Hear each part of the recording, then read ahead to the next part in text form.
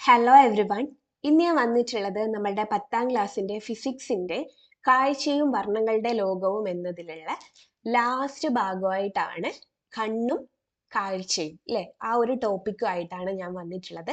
അപ്പോൾ ആ ഒരു ടോപ്പിക്ക് പഠിക്കുന്നതിനേക്കാൾ മുന്നേ നമുക്ക് കണ്ണിൻ്റെ സ്ട്രക്ചറിനെ കുറിച്ച് ചെറിയ കുറച്ച് കാര്യങ്ങൾ മനസ്സിലാക്കേണ്ടതായിട്ടുണ്ട്. അപ്പോൾ ഇതിലുള്ള കുറേ വാക്കുകളൊന്നും കണ്ട് നിങ്ങൾ പേടിക്കേണ്ട ആവശ്യമില്ല. ഇതിലുള്ള ജസ്റ്റ് 3 കാര്യങ്ങൾ മാത്രമേ നമുക്ക് ആവശ്യമുള്ളൂ. അപ്പോൾ ഇതാണ് നമ്മളുടെ കണ്ണ്. അപ്പോൾ നമ്മളുടെ കണ്ണിൻ്റെ അകത്ത് നിങ്ങൾക്ക് ഒരു വട്ടത്തിലുള്ള ഒരു സംഭവം കാണാനായിട്ട് പറ്റുന്നുണ്ട്.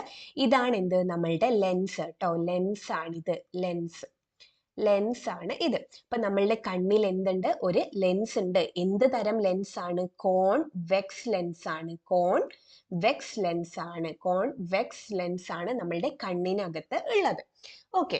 അപ്പൊ നമ്മളുടെ ഈ ലെൻസ് ഇങ്ങനെ വെറുതെ ഇങ്ങനെ നിൽക്കൂലോ. അപ്പൊ ഇതിനെ പിടിച്ചു നിർത്താനായിട്ട് ചെറിയ ചെറിയ മസിൽസ് ഉണ്ട്. അതിന്റെ പേരാണ് സിലിയറി മസിൽസ്. ഓക്കെ. നമ്മളുടെ ലെൻസിനെ പിടിച്ചു നിർത്തുന്ന ഒരു മസിൽ ഉണ്ട്, അതാണ് സിലിയറി മസിൽസ്. ഓക്കെ. അപ്പൊ ഇത്രയും 2 കാര്യങ്ങൾ മനസ്സിലാക്കി വെക്കുക. എന്താണ്, നമ്മളുടെ കണ്ണിന്റെ അകത്ത് എന്ത് ലെൻസ് ആണുള്ളത്? ഒരു കോൺവെക്സ് ലെൻസ് ആണുള്ളത്. ആ ലെൻസിനെ പിടിച്ചു നിർത്തുന്ന ആളാണ് നമ്മളുടെ സിലിയറി മസിൽസ്. ഓക്കെ. ഇനി എന്ത് ചെയ്യുക, നമുക്ക് കാണണമല്ലോ അല്ലെ വസ്തുക്കളെ. ഇതിപ്പോ ഒരു ഒബ്ജക്റ്റ് ആണ് എന്ന് വിചാരിക്കും. ഈ ഒബ്ജക്റ്റിൽ നിന്ന് എന്താ, വസ്തുവിൽ നിന്ന് പ്രകാശം ഇങ്ങനെ കണ്ണിന്റെ ലെൻസിലേക്ക് വന്ന് തട്ടും അല്ലെ. കണ്ണിന്റെ ലെൻസിലേക്ക് വന്ന് തട്ടി കോൺവെക്സ് ലെൻസ് ആയതുകൊണ്ട് എന്ത് സംഭവിക്കും? ഇതെന്തിനെയാണ് ചെയ്യിപ്പിക്കുക? ഇതിങ്ങനെ പ്രകാശത്തിനെ ഒരു പോയിന്റിലേക്ക് എന്തേൽപ്പിക്കും? സംവ്രജിപ്പിക്കും അല്ലെ. ഒരു പോയിന്റിലേക്ക് എന്തേൽപ്പിക്കും?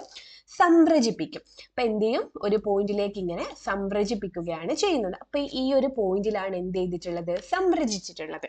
അപ്പൊ ഈ ഒരു പോയിന്റിലാണ് നമുക്ക് എന്ത് കാണാനായിട്ട് പറ്റുക? നമ്മളുടെ പ്രതിബിംബം കാണാനായിട്ട് പറ്റുക അല്ലെ. പ്രതിബിംബം കാണാനായിട്ട് പറ്റുക. ഇവിടെ ഒരു ഡാർക്ക് ഇങ്ങനെ ലൈൻ കാണുന്നുണ്ടല്ലോ അല്ലെ. ഈ ഒരു ഡാർക്ക് ലൈൻ ഉണ്ടല്ലോ. ഈ ഒരു ഡാർക്ക് ലൈനിലല്ലേ പോയിട്ട് തട്ടിയിട്ടുള്ളത് അല്ലെ. അതിനെ വിളിക്കുന്ന പേരാണ് റെറ്റിന. എന്താണ്? റെറ്റിന. ഈ ഒരു ഡാർക്ക് ലൈൻ ഉണ്ട്, ആ വിളിക്കുന്ന പേരിനാണ് എന്ത് പറയുന്നത്? റെറ്റിന. ഇപ്പൊ ഒരു കോൺവെക്സ് ലെൻസ് ആണെങ്കിൽ നമുക്ക് പ്രതിബിംബം കിട്ടണമെങ്കിൽ നമ്മൾ സ്ക്രീൻ അല്ലേ വെച്ച് കൊടുക്കുക അല്ലെ. അതേപോലെ തന്നെ നമ്മളുടെ സ്ക്രീന് പോലെ കണ്ണില് ആക്ട് ചെയ്യുന്ന ആളാണ് ആര്? നമ്മളുടെ റെറ്റിന. ക്ലിയർ ആയല്ലോ അല്ലെ. അപ്പോൾ നമ്മൾ 3 കാര്യമാണ് പഠിക്കേണ്ടതായിട്ടുള്ളത്. നമ്മളുടെ കണ്ണിൻ്റെ ഉള്ളില് ഏത് ലെൻസ് ആണുള്ളത്? കോൺവെക്സ് ലെൻസ് ആണ് ഉള്ളത്. ആ കോൺവെക്സ് ലെൻസിനെ പിടിച്ചു നിർത്തുന്ന ഒരു മസിൽ ഉണ്ട്. ആ മസിലിന്റെ പേരാണ് സിലിയറി മസിൽ. എന്താണ്? Ciliary muscle. പിന്നെ ഈ ഒരു പ്രകാശം ലെൻസിലേക്ക് കടന്നു കഴിഞ്ഞാൽ പ്രതിബിംബത്തിന് രൂപീകരിക്കപ്പെടുന്ന ഭാഗം ഏതാണ്? റെറ്റിനയാണ്. എന്താണ്? റെറ്റിന. പിന്നെ ഈ റെറ്റിനയിൽ എന്താ, കുറേ നെർവ് ഒക്കെ ഉണ്ട്. അതിങ്ങനെ ഒപ്റ്റിക് നെർവ് വഴി നമ്മളുടെ ബ്രെയിനിലേക്ക് എത്തിയിട്ടാണ് നമുക്ക് കാണാനായിട്ട് പറ്റുന്നത്. നിങ്ങൾ മനസ്സിലാക്കേണ്ടത് കോൺവെക്സ് ലെൻസ് ഉണ്ട്, റെറ്റിന ഉണ്ട്, സിലിയറി മസിൽസ് ഉണ്ട്. അപ്പൊ ഈ 3 കാര്യങ്ങളും ആയി കഴിഞ്ഞാൽ നമുക്കിനി നമ്മളുടെ മെയിൻ ഭാഗത്തിലേക്ക് പോകാം. കണ്ണും കാഴ്ചയും അല്ലെ. പ്രകൃതിയിലെ മനോഹരമായ കാഴ്ചകൾ നമുക്ക് കാണാൻ കഴിയുന്നത് നമ്മുടെ കണ്ണുകളുടെ സഹായത്താലാണ്. 10 സെന്റിമീറ്റർ ഫോക്കസ് ദൂരമുള്ള ഒരു കോൺവെക്സ് ലെൻസ് എടുക്കുക. ഇവിടെ ഒരു 10 സെന്റിമീറ്റർ ഫോക്കൽ ലെങ്ത് ഉള്ള കോൺവെക്സ് ലെൻസ് എടുത്തിട്ടുണ്ട്. ഇത് ഉപയോഗിച്ച് ലെൻസിൽ നിന്നും 20 സെന്റിമീറ്റർ അകലെ വെച്ചിരിക്കുന്ന ഒരു മെഴുകുതിരി ജ്വാലയുടെ വ്യക്തമായ പ്രതിബിംബം സ്ക്രീനിൽ രൂപീകരിക്കുക. ഇവിടെ കോൺവെക്സ് ലെൻസ് ഉണ്ട്, 20 സെന്റിമീറ്റർ അകലെ ആയിട്ട് എന്തുണ്ട്? ഒരു മെഴുകുതിരിയും ഉണ്ട് അല്ലെ. എന്നിട്ട് നമ്മൾ ഈ ഒരു സ്ക്രീൻ അഡ്ജസ്റ്റ് ചെയ്ത് വെച്ച് കഴിഞ്ഞാൽ നമുക്ക് എന്ത് കാണാനായിട്ട് പറ്റും? ഈ ഒരു മെഴുകുതിരി പ്രതിബിംബം ഈ ഒരു സ്ക്രീനിൽ കാണാനായിട്ട് പറ്റും. പ്രതിബിംബം രൂപീകരിക്കാൻ ഇവിടെ ഉപയോഗിച്ച ക്രമീകരണങ്ങൾ ശ്രദ്ധിക്കും അല്ലെ. ഇവിടെ എന്തൊക്കെ ഉപയോഗിച്ചിട്ടുണ്ട്? ഒരു ഫോക്കൽ ലെങ്ത് ഉള്ള ലെൻസ് എടുത്തിട്ടുണ്ട്, എത്രയോ ദൂരത്ത് ഒരു വസ്തുവിനെ വെച്ചിട്ടുണ്ട്, ആ വസ്തുവിന്റെ പ്രതിബിംബം കിട്ടാനായിട്ട് ഒരു സ്ക്രീനും വെച്ചിട്ടുണ്ട് അല്ലെ. സമാനമായ രീതിയിലാണ് നമ്മുടെ കണ്ണിലും പ്രതിബിംബം രൂപീകരിക്കപ്പെടുന്നത്. ഈ സെയിം പോലെ തന്നെയാണ് എന്ത്, നമ്മളുടെ കണ്ണിലും എന്ത് ചെയ്യുന്നത്? പ്രതിബിംബം രൂപീകരിക്കപ്പെടുന്നത്. ഞാൻ മുന്നേ പറഞ്ഞിട്ടുണ്ട് എന്ത്, നമ്മളുടെ കണ്ണിൽ ഒരു ലെൻസ് ഉണ്ട് അല്ലെ. ആ ലെൻസിന്റെ പേരെന്താണ്? സിലിയറി മസിലാണ്. എന്താണ്? സിലിയറി മസിലാണ്. ഈ സിലിയറി മസിൽ ഉണ്ട്, ലെൻസ് ഉണ്ട്, കോൺവെക്സ് ലെൻസ് ഉണ്ട്. ഞാനിപ്പോ എന്താ പറഞ്ഞേ? ലെൻസിന്റെ പേര് സിലിയറി മസിൽ എന്നാണോ പറഞ്ഞത്? സോറി കേട്ടോ, ഒന്നുകൂടി ഞാൻ തിരുത്തി പറയാം. നമ്മളുടെ കണ്ണിൽ ഒരു ലെൻസ് ഉണ്ട്. ആ ലെൻസ് ഏത് ലെൻസ് ആണ്? കോൺവെക്സ് ലെൻസ് ആണ്. ആ കോൺവെക്സ് ലെൻസിനെ പിടിച്ചു നിർത്തുന്നതാണ് നമ്മളുടെ സിലിയറി മസിൽസ് അല്ലെ. അപ്പൊ ഈ പ്രകാശം കണ്ണിലൂടെ വന്ന് സംരചിക്കുന്ന ഭാഗത്തിന്റെ അല്ലെ, ഈ ഒരു സ്ക്രീന് പോലെ ആക്ട് ചെയ്യുന്ന നമ്മളുടെ കണ്ണിൽ ആരാണ്? നമ്മളുടെ റെറ്റിനയാണ് അല്ലെ, റെറ്റിന. പരീക്ഷണത്തിലെ പ്രതിബിംബ രൂപീകരണത്തിന്റെ ചിത്രവും കണ്ണ് പ്രതിബിംബം രൂപീകരിക്കുന്ന ചിത്രവും താരതമ്യം ചെയ്ത് സമാനമായ ഭാഗങ്ങൾ ഏതെല്ലാമാണെന്ന് എഴുതുക അല്ലെ. വസ്തു ഉണ്ട് അല്ലെ, വസ്തു ഉണ്ട്. ഈ ഒരു ലെൻസിന് പകരം നമ്മുടെ കണ്ണിന്റെ അകത്ത് ആരുണ്ട്? ലെൻസ് ഉണ്ട്. പിന്നെ ഈ ഒരു സ്ക്രീനിന് പകരം നമുക്ക് എന്തുണ്ട്? റെറ്റിനയും ഉണ്ട് അല്ലെ. മുൻ പരീക്ഷണത്തിൽ വസ്തുവിന്റെ സ്ഥാനം ലെൻസിൽ നിന്ന് 30 സെന്റിമീറ്റർ അകലെ മാറ്റി നോക്കൂ. ഇപ്പോൾ സ്ക്രീനിൽ വ്യക്തമായ പ്രതിബിംബം ലഭിക്കുന്നുണ്ടോ? ഇവിടെ ആദ്യം 20 സെന്റിമീറ്റർ അകലത്തിലായിരുന്നു ഉള്ളത്. ഇനിയിപ്പോ ഈ ഒരു മെഴുകുതിരി 30 സെന്റിമീറ്റർ അകലത്ത് കൊണ്ടുപോയി വെച്ച് കഴിഞ്ഞാൽ ഇവിടെ എനിക്ക് സ്ക്രീനിൽ കാണാനായിട്ട് പറ്റുമോ? ഇല്ല, എനിക്ക് കാണാനായിട്ട് പറ്റില്ല. 10 സെന്റിമീറ്റർ ഫോക്കസ് ദൂരമുള്ള ലെൻസിനു പകരം 12 സെന്റിമീറ്റർ ഫോക്കസ് ദൂരമുള്ള ലെൻസ് വെച്ച് നോക്കൂ. 10 സെന്റിമീറ്റർ 20 സെന്റിമീറ്റർ വെച്ച് നമുക്ക് സ്ക്രീനിൽ കിട്ടി. 10 സെന്റിമീറ്റർ 30 സെന്റിമീറ്റർ അകലെ വെച്ചപ്പോൾ സ്ക്രീനിൽ കിട്ടിയില്ല. ഇനി ഈ ലെൻസിന് എന്താക്കി? 12 സെന്റിമീറ്റർ ഫോക്കൽ ലെങ്ത്തും 30 സെന്റിമീറ്റർ ദൂരെയും ഈ ഒരു ക്യാൻഡിലിനെ കൊണ്ടുപോയി വെച്ച്. അപ്പൊ എന്ത് ചെയ്യാനായിട്ട് പറ്റും? നമുക്ക് എന്ത് കാണാനായിട്ട് പറ്റും? പ്രതിബിംബം സ്ക്രീനിൽ കാണാനായിട്ട് പറ്റും.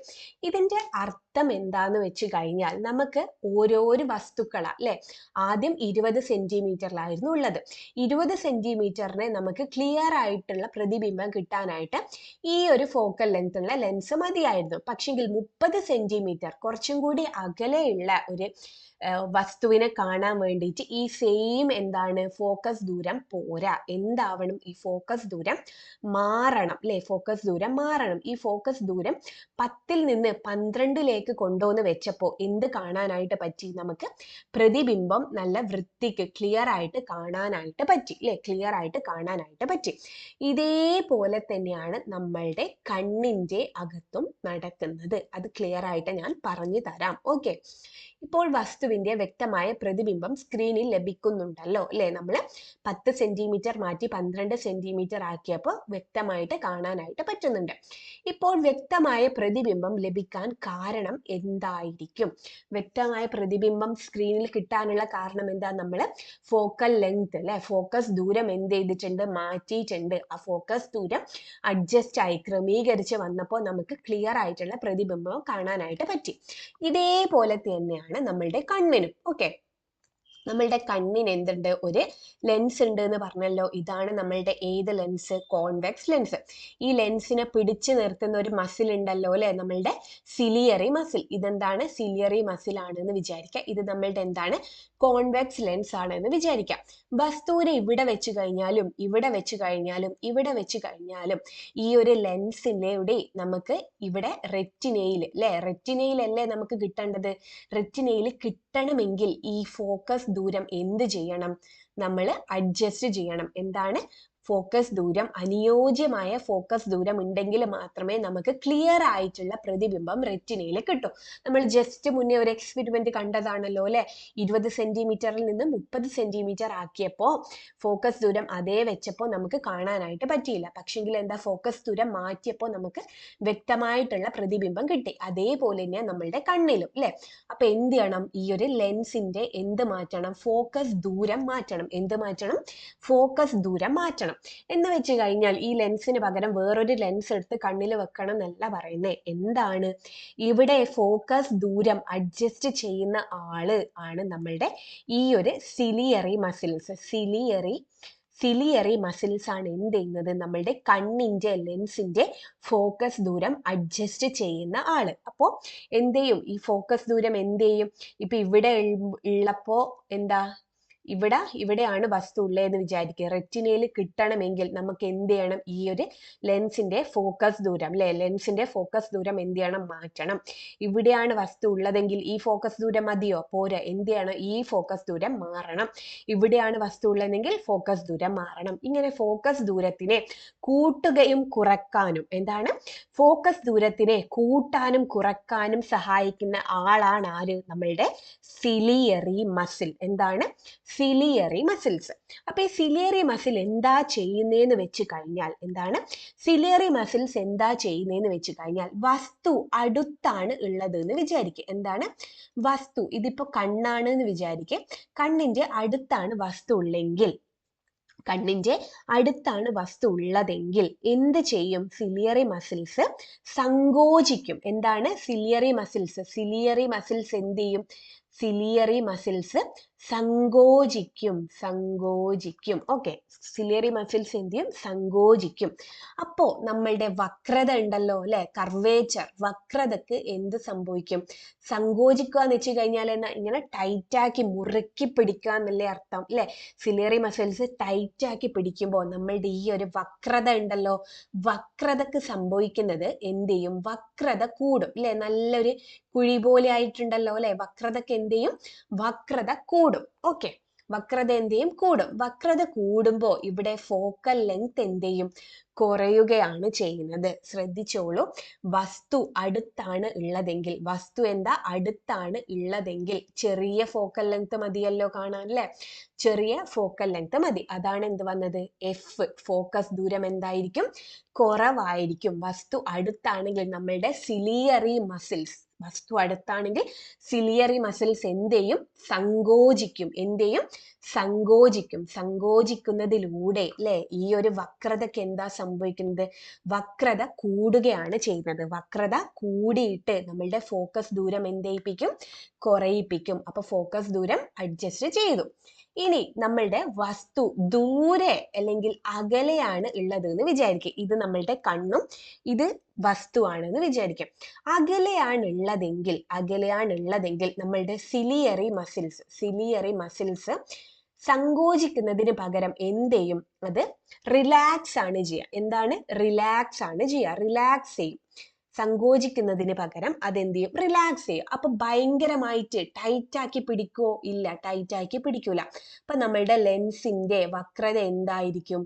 ഇങ്ങനെയായിരിക്കും ഉണ്ടാവുക. വക്രത ടൈറ്റ് ആക്കി പിടിക്കുമ്പോൾ എന്താ? ഇങ്ങനെ ആയിട്ടായിരിക്കും വരിക അല്ലെ? ടൈറ്റ് ആക്കി പിടിക്കുമ്പോൾ ഇങ്ങനെ വരും.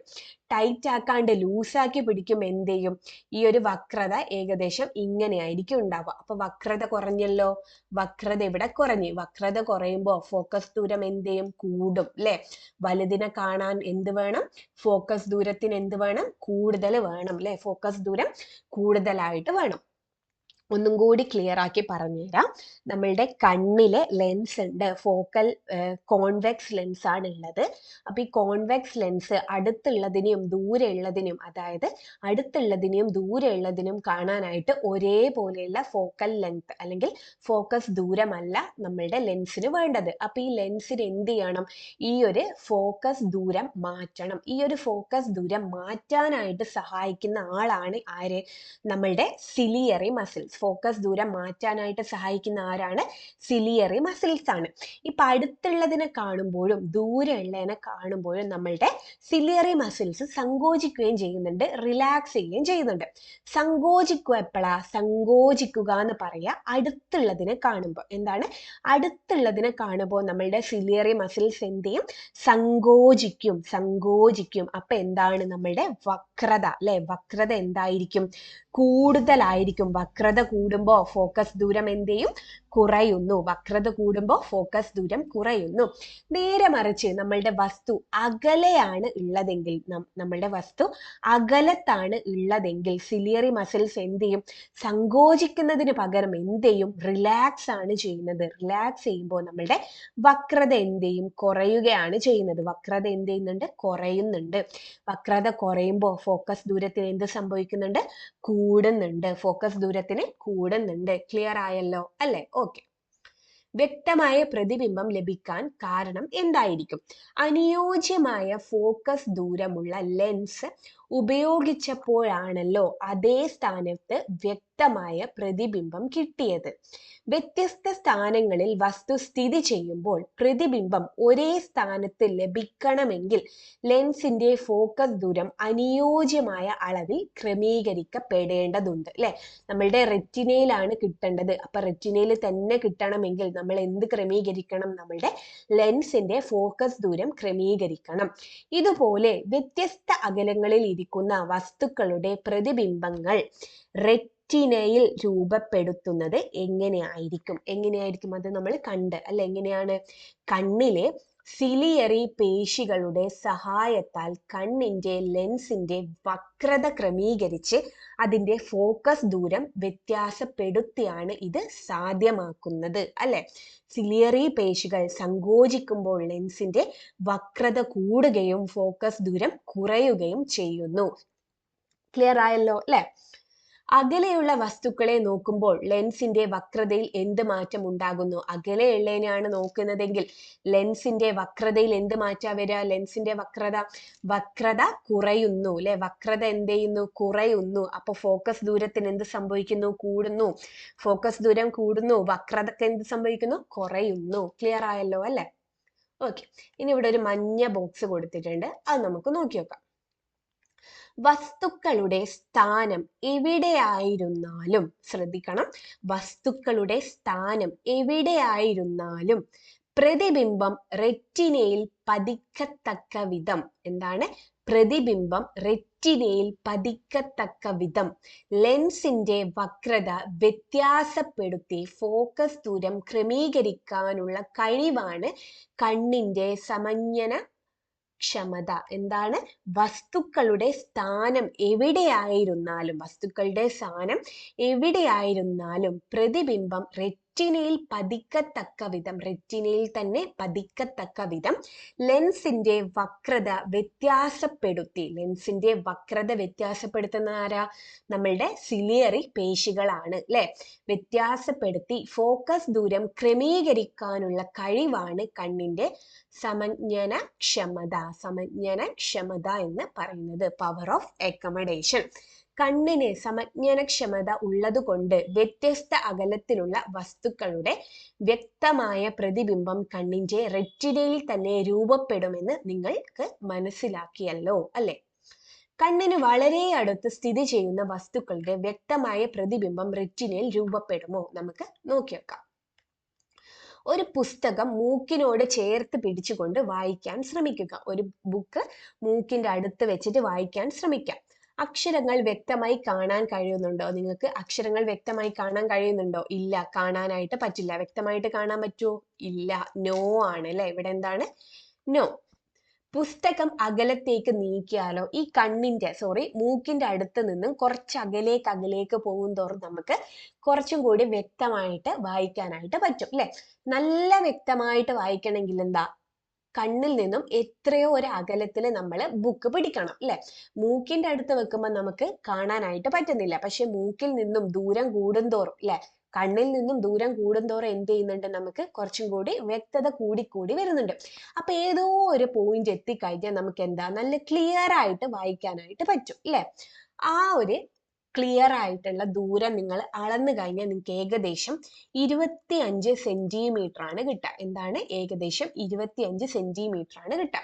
കണ്ണിൽ നിന്ന് എത്ര അകലെ എത്തുമ്പോഴാണ് അക്ഷരങ്ങൾ വ്യക്തമായി കാണാൻ കഴിയുന്നത്? ഈ ദൂരം അളന്നു നോക്കൂ. എത്രയായിരിക്കും? അത് ഏകദേശം 25 സെന്റിമീറ്റർ ആയിരിക്കും. ഈ ദൂരത്തെ വ്യക്തമായ കാഴ്ചയ്ക്കുള്ള കുറഞ്ഞ ദൂരം അല്ലെ, വ്യക്തമായ കാഴ്ച നമുക്ക് ക്ലിയർ ആയിട്ട് കാണാനാവുന്ന കുറഞ്ഞ ദൂരം എന്നാണ് വിളിക്കുന്നത്. Least distance of distinct vision എന്നും പറയുന്നു. ഒരു വസ്തുവിനെ വ്യക്തമായി കാണാൻ കഴിയുന്ന ഏറ്റവും അടുത്തുള്ള ബിന്ദുവാണ് നിയർ പോയിന്റ്. എന്ന് വെച്ച് കഴിഞ്ഞാൽ ഇത് കണ്ണാണെന്ന് വിചാരിക്കാം, ഇതൊരു വസ്തുവാണെന്ന് വിചാരിക്കാം. അപ്പോൾ ഈ ഒരു വസ്തുവിനെ ക്ലിയർ ആയിട്ട് കാണാനാവുന്ന ഏറ്റവും കുറഞ്ഞ ദൂരത്തെയാണ് നമ്മൾ എന്ത് പറയുന്നത്? Least distance of distinct vision. അതാണ് 25 സെന്റിമീറ്റർ. ഈ ഒരു പോയിന്റ് ഉണ്ടല്ലോ അല്ലെ, ഈ ഒരു ബിന്ദുവിനെയാണ് നമ്മൾ എന്ത് വിളിക്കുന്നത്? നിയർ പോയിന്റ് എന്ന് വിളിക്കുന്നത്. ക്ലിയർ ആണല്ലോ അല്ലെ. ആരോഗ്യമുള്ള കണ്ണുകൾക്ക് വ്യക്തമായ കാഴ്ചയ്ക്കുള്ള കുറഞ്ഞ ദൂരം 25 സെന്റിമീറ്റർ ആണെന്ന് കണക്കാക്കിയിരിക്കുന്നു. ഈ 25 എന്നുള്ളത് ഇമ്പോർട്ടന്റ് ആണ് കേട്ടോ. എക്സാമിന് ചോദിക്കും നിയർ പോയിന്റ്, ഒരു ആരോഗ്യമുള്ള കണ്ണിന്റെ നിയർ പോയിന്റ് എത്രയാണെന്ന് ചോദിക്കുക. അപ്പൊ എന്ത് എഴുതണം? 25 സെന്റിമീറ്റർ എന്ന് എഴുതണം. ഈ ദൂരത്തെ വ്യക്തമായ കാഴ്ചയ്ക്കുള്ള കുറഞ്ഞ ദൂരം, ഏറ്റവും കുറഞ്ഞ ദൂരം അല്ലെ, വ്യക്തമായിട്ട് കാണാനുള്ള ഏറ്റവും കുറഞ്ഞ ദൂരം എന്ന് പറയുന്നു. ഒരു വസ്തുവിനെ വ്യക്തമായി കാണാൻ കഴിയുന്ന ഏറ്റവും അടുത്തുള്ള ബിന്ദുവാണ് നിയർ പോയിന്റ്. ആരോഗ്യമുള്ള കണ്ണുകൾക്ക് വ്യക്തമായി കാഴ്ചയുള്ള കുറഞ്ഞ ദൂരം എത്രയാണ്? 25 സെന്റിമീറ്റർ ആണ്. ഇനി ഒരു വസ്തുവിനെ വ്യക്തമായി കാണാൻ കഴിയുന്ന ഏറ്റവും കൂടിയ ദൂരം എത്രയായിരിക്കും? ഏറ്റവും കൂടിയ ദൂരം എത്രയായിരിക്കും? അത് അനന്തതയായിരിക്കും. എന്താണ്? അനന്തതയായിരിക്കും. അനന്തത ആയിരിക്കും. ഏറ്റവും കൂടിയ ദൂരം. ഏറ്റവും കുറഞ്ഞ ദൂരം എന്ന് പറയുമ്പോൾ 25ഉം കൂടിയ ദൂരം എന്ന് പറയുമ്പോൾ എന്താണ്? അനന്തതയുമാണ് എഴുതേണ്ടത്. ഒരു വസ്തുവിനെ വ്യക്തമായി കാണാൻ കഴിയുന്ന ഏറ്റവും അകലെയുള്ള ബിന്ദുവിനെ ഫാർ പോയിന്റ് എന്ന് പറയുന്നു. ഈ ദൂരം അനന്തതയായി കണക്കാക്കപ്പെട്ടിരിക്കുന്നു. അടുത്തുള്ള ബിന്ദുവിനെ വിളിക്കുന്ന പേരെന്താ? Near point. ദൂരെയുള്ള ബിന്ദുവിനെ വിളിക്കുന്ന പേരെന്താ? Far point. ഏറ്റവും വ്യക്തമായിട്ട് അടുത്തുള്ള വസ്തുവിനെ കാണാൻ കഴിയുന്ന അതിനെയാണ് എന്ത് പറയുന്നത്? 25 സെന്റിമീറ്റർ ആണ് അത്, അല്ലെ? മറ്റേ ഏറ്റവും അകലെയുള്ള സാധനത്തിനെ ക്ലിയർ ആയിട്ട് അല്ലെ വ്യക്തമായി കാണാൻ കഴിയുന്ന എത്രയാണ്? ഇൻഫിനിറ്റി, അനന്തതയാണ്. അനന്തത ആണ്. ക്ലിയർ ആയല്ലോ അല്ലെ? നിയർ പോയിന്റും ഫാർ പോയിന്റും എല്ലാവരിലും ഒരുപോലെ ആയിരിക്കുമോ? അല്ല. അങ്ങനെയാണെങ്കിൽ എന്തിനാ? ചിലവർക്ക് എന്താ കണ്ണിന് കാഴ്ചക്കുറവ്, അങ്ങനെ ഓരോ പ്രശ്നം ഉണ്ടാവും അല്ലെ? ഇപ്പൊ ക്ലാസ്സിൽ തന്നെ എന്താ ബോർഡ് കാണാനാവാത്ത കുട്ടികൾ ഉണ്ടാവും അല്ലെ? അല്ലെങ്കിൽ ബുക്കിൽ എഴുതുമ്പോൾ കണ്ണട വെക്കുന്ന കുട്ടികൾ ഉണ്ടാവും. അങ്ങനെയൊക്കെ ഉണ്ടാവും അല്ലെ? അത് കാരണം എന്താ? ഇവരെ നിയർ പോയിന്റും ഫാർ പോയിന്റും എന്താ വ്യത്യാസമായിരിക്കും അല്ലെ? അപ്പൊ അങ്ങനെയുള്ളത് കൊണ്ട് എന്താ ചെറിയ ചെറിയ പ്രശ്നങ്ങളുണ്ട് നമ്മളുടെ കണ്ണിൽ. ഭയങ്കരമായിട്ടുള്ള പ്രശ്നം എന്നല്ല പറയുന്നത്, കുഞ്ഞു കുഞ്ഞു പ്രശ്നങ്ങൾ കണ്ണട വെച്ച് കഴിഞ്ഞാലൊക്കെ മാറ്റാൻ കഴിയാവുന്ന കണ്ണിനുള്ള കുറച്ച് പ്രശ്നങ്ങളുണ്ട്. അത് കുറച്ച് കാര്യങ്ങളുണ്ട്, 3 ഉണ്ട്. അത് നമുക്ക് നെക്സ്റ്റ് ക്ലാസ്സിൽ നോക്കാം. ഈ വീഡിയോയിൽ ചെയ്ത് കഴിഞ്ഞാൽ ഭയങ്കര ലെങ്തി ആയി പോകും വീഡിയോ. അതുകൊണ്ടാണ് ഇവിടെ വെച്ച് നിർത്തുന്നത്. അപ്പൊ എല്ലാവർക്കും all the best. Thank you.